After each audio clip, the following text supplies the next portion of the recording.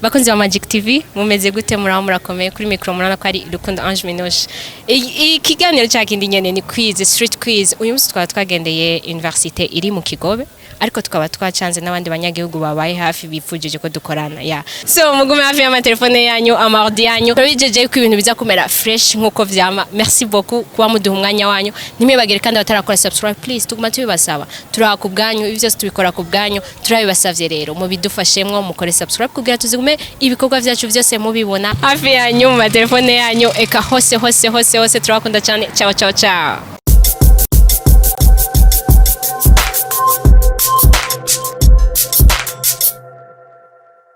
Queen inka zinwa iki?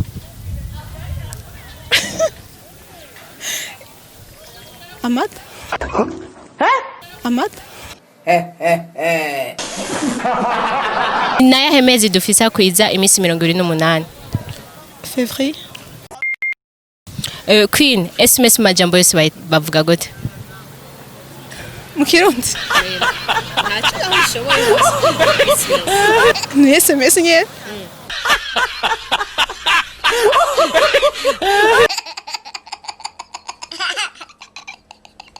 Go, you move. SMS majambo yose ni gute? SMS ni swat Samsung message. What did you say? Samsung message. Inka zinwa iki? Iki? Inka zinwa iki? Zinwa iki? Inka zinywa amazi. Ni nayahe mezi dufisa kwiza imisi 28 mu mwaka?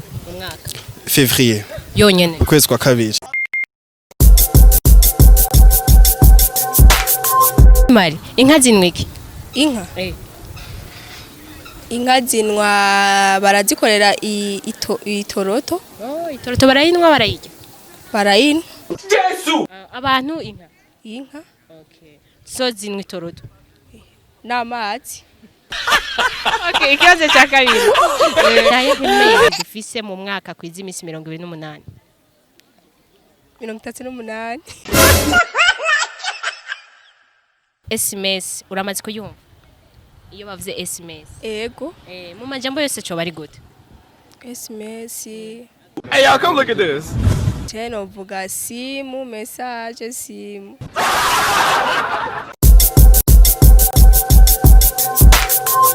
Beni, SMS mu majambo yose ni gute?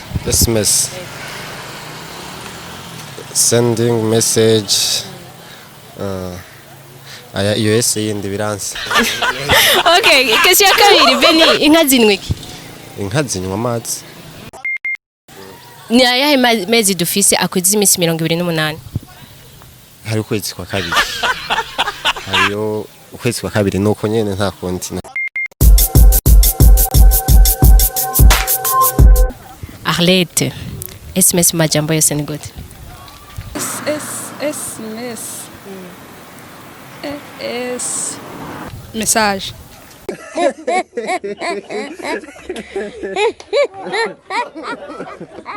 Okay. Arlette inka zinwa iki? Zinwa amazi. Ni ayahe mezi dufise akwiza imisi 28 mu mwaka? Ukwezi kumwe. Okay, ukuhe? Février. Ayandi yose ntakwiza. Arakwiza ariko ararenza.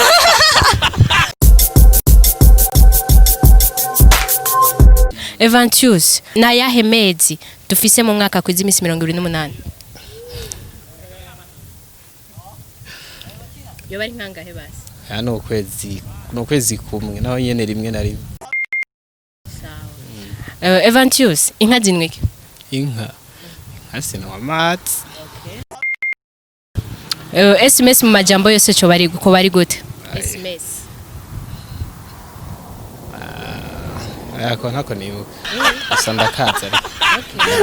Okay. Nifasha. Iyo M ni message. Yondera S tangura. S ni send. Send. Ni send message. Ayo G niyo nayo message. Emva kwa G. Emva kwa G. Emva kwa G.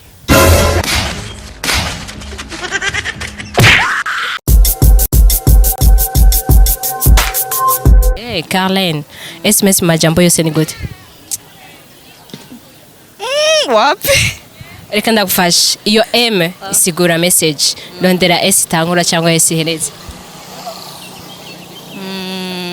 Wapi? Carlene inka zinwe iki? Nachozi? Carlene ni ayahe mezi dufise akwiza imisi 28 mu mwaka?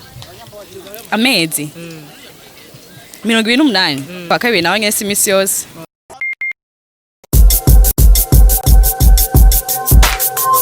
Ala, SMS mu majambo yose ni gute? SMS. Ndani yumvire gato. SMS ni a small message services. Inka zinwe kigala. Inka zinywa amazi. Ala, ni ayahe mezi dufise mu mwaka akwiza imisi 28? 28 Yeah. 28 days. mu mwaka.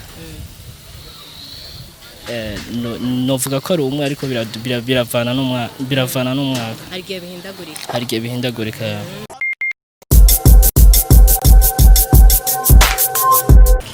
Charmy, inka zinwe iki? Amazi? Ni ayahe mezi dufise mu mwaka akwiza imisi 28? Akumwe. Charmy, SMS mu majambo yose ni gute? Nuko intazonzi nambeshe. Oiko nuko intazonzi nzi ko Harimo message. Iyo M. hategeza ko harimo na sent ndibaza. Iyo ni havyonzi. David inka zinwe iki? Azinywa amazi. David, ni ayahe mezi dufise mu mwaka akwiza imisi 28? Ni yose. SMS mu majambo yose ni gute? A short message.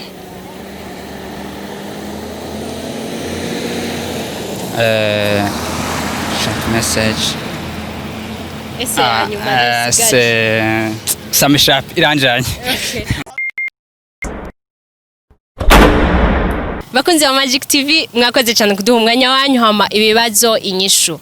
Inyishu SMS ni short message service. Hama ikindi kibazo cha kabiri inka zinwa amazi, ntizinwa amata. Ikindi kibazo cha gatatu twabajije amezi akwiza imisi 28. Apana amezi afise. Please abantu kuri Facebook ndabasavye mwumvirize neza. Akwiza apana afise 28 ni kuvuga ni yose mu mwaka arakwiza imisi 28. So mwakoze cyane kuduha umwanya wanyu, turabakunda cyane murabizi, turaha kubganyu, commentaires zanyu murazi ko tuzikunda, murabizi vyose ko tubikunda ivyanyu vyose. So turabakunda cyane, merci beaucoup mwakoze kuduha umwanya wanyu. Ciao.